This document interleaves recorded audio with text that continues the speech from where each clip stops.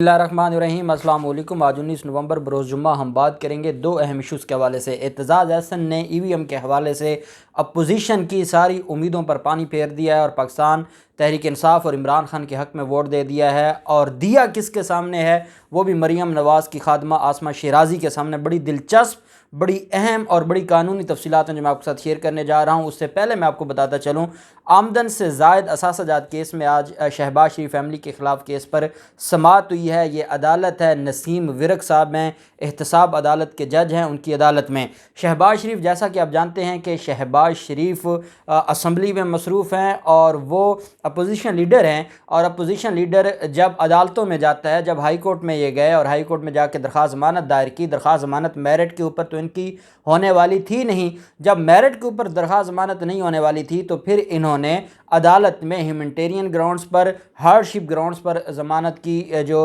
Reasons हैं वो अदालत के सामने रखी और कहा कि 70 साला कैंसर ज़दा बूढ़ा शख्स है जो जेल में है और उसको जेल में नहीं होना चाहिए। लेकिन जब से वो कैंसर ज़दा 70 साला बूढ़ा शख्स जेल से रिहा हुआ है, वो कभी कहीं जलसे पे जा रहा है, कभी वो किसी एक्टिविटी में जा रहा है, वो पार्लियामेंट में मसरूफ़ है, वो कौमी असम्बली के इजलास में मसरूफ़ है।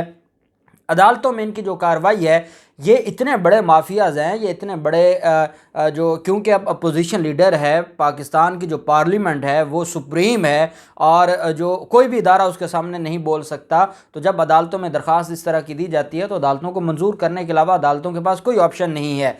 अहम चीज़ ये है कि जो टैक्ट्स यूज़ किए जा रहे हैं, डिले टैक्ट्स जो यूज़ किए जा रहे हैं अमजद परवेज़ एडवोकेट साहब की तरफ से, आप अंदाज़ा लगाएं ये वही वकील साहब हैं जो मरीम नवाज़ के केस में उन्होंने पेश होने से माजरत कर ली थी, लेकिन मरीम नवाज़ के बाकी केसेस में और शरीफ ख़ानदान के बाकी केसेस में फिर भी वो वकील हैं। जो इस बात का सबूत है कि मरीम नवाज़ इस्लामाबाद हाई कोर्ट में अपने केस को डिले करने के लिए और अपने केस को जानबूझकर लिंगर ऑन करने के लिए उसने अपना वकील तब्दील किया। पहले अपने वकील को बीमार करती रहीं और फिर उन्होंने इरफान कादर साहब का वकालतनामा दिया। अब वही अमजद परवेज़ साहब अदालत में पेश होते हैं।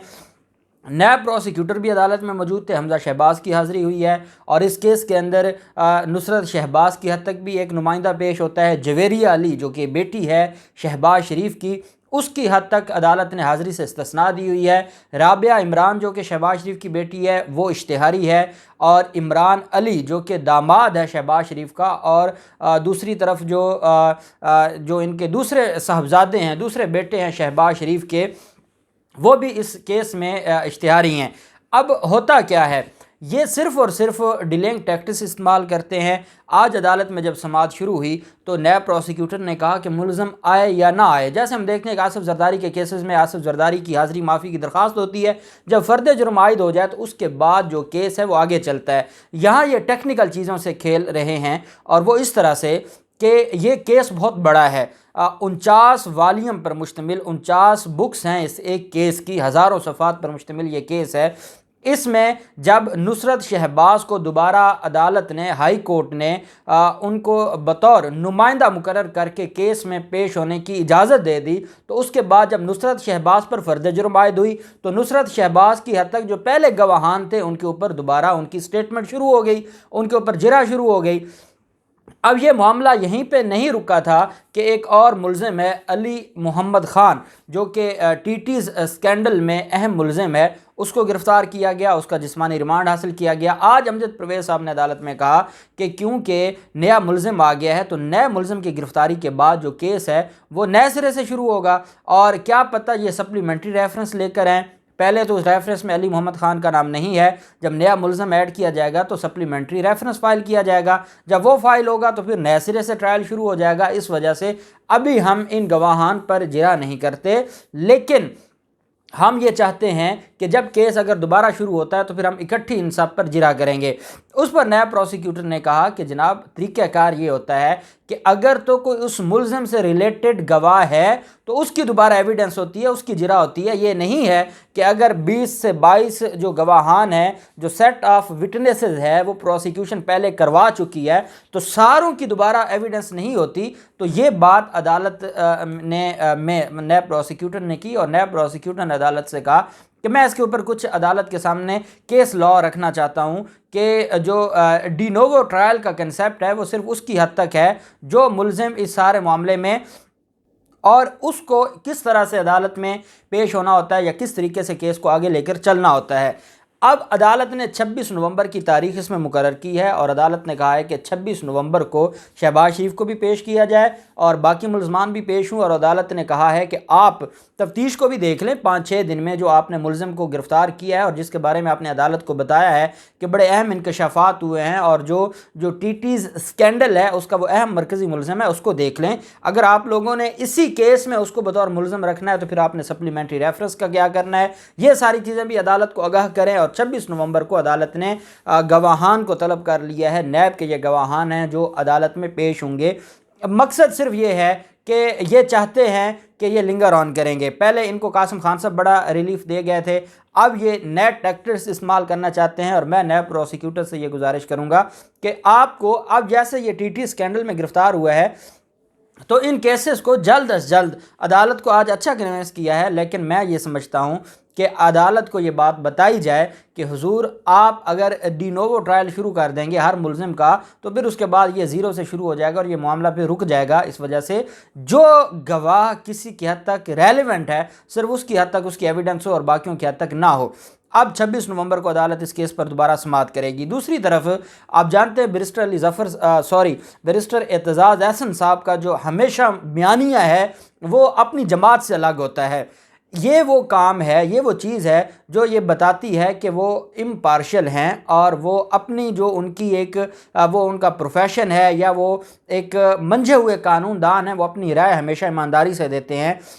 वज़ीर आज़म इमरान खान के पलड़े में उन्होंने अपना वज़न डालते हुए ईवीएम के हवाले से कहा कि ईवीएम होती क्या है। आगे सवाल कौन पूछने वाला है? आसमा शिराज़ी। अब आसमा शिराज़ी जिसने मातम किया था जिस दिन ये इलेक्शन का बिल पास हुआ था, उस दिन आसमा शिराज़ी की हालत देखने वाली थी। वो आसमा शिराज़ी पूछती हैं कि बताएं, और उसमें सबसे बड़ा जो नाक़िद है इमरान खान का, और वो भी वहाँ पर मौजूद था उस पैनल में जहाँ पर यह बात हो रही थी।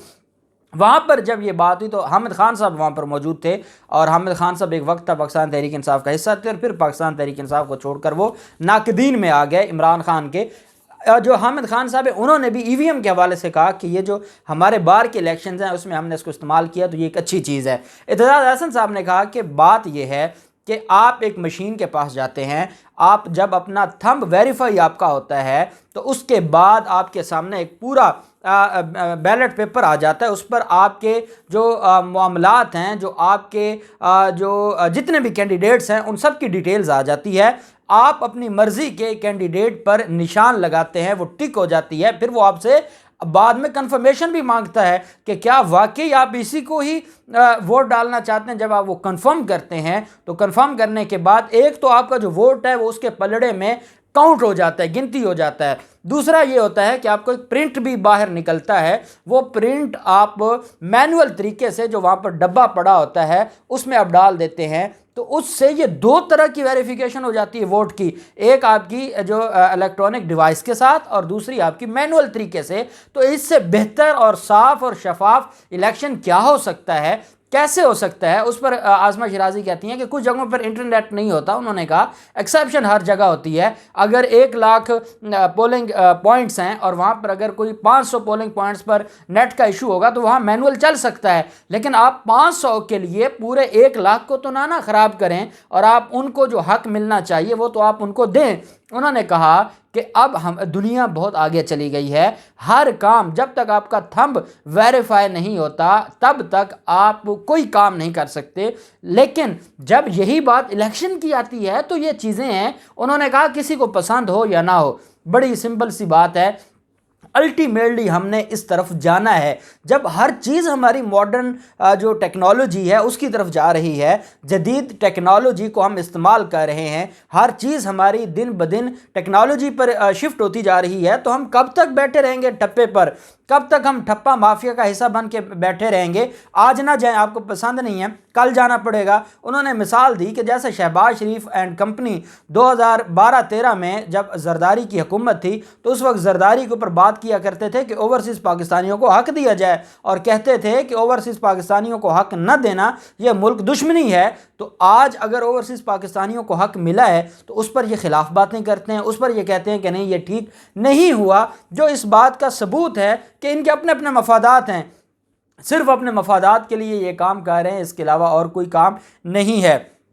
आसमा शिराजी जब ये सारे सवालात, अब देखें ना, एक पाकिस्तान पीपल्स पार्टी का रहनुमा है, दूसरी तरफ इमरान खान का नाकिद है, और वो दोनों बैठे हैं और ईवीएम के हवाले से वो तारीफ़ कर रहे हैं। ईवीएम के हवाले से वो कह रहे हैं कि ये एक अच्छा स्टेप है। ईवीएम के हवाले से वो कह रहे हैं कि अल्टीमेटली हमने ईवीएम की तरफ जाना है। और उस पर फिर वो आसमा शिराजी जिसने ट्वीट किया था कि अब अल्लाह की शान है कि बटन दबने से पता चलेगा और वोट ओवरसीज़ पाकिस्तानियों का होगा, हुक्मरानी वो पाकिस्तान की अवाम पर करेंगे, जिसके ऊपर आसमा शिराजी के साथ फिर अवाम पाकिस्तान ने सही किया था।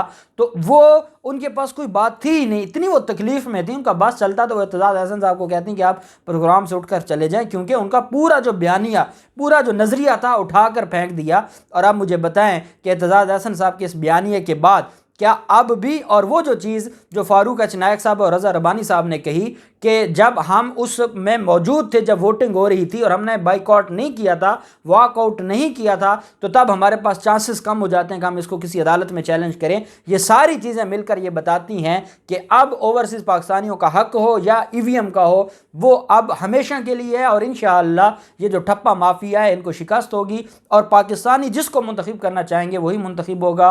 अल्लाह पाक पाकिस्तान का हामी नासिर हो। बहुत शुक्रिया। अल्लाह हाफिज़। पाकिस्तान जिंदाबाद।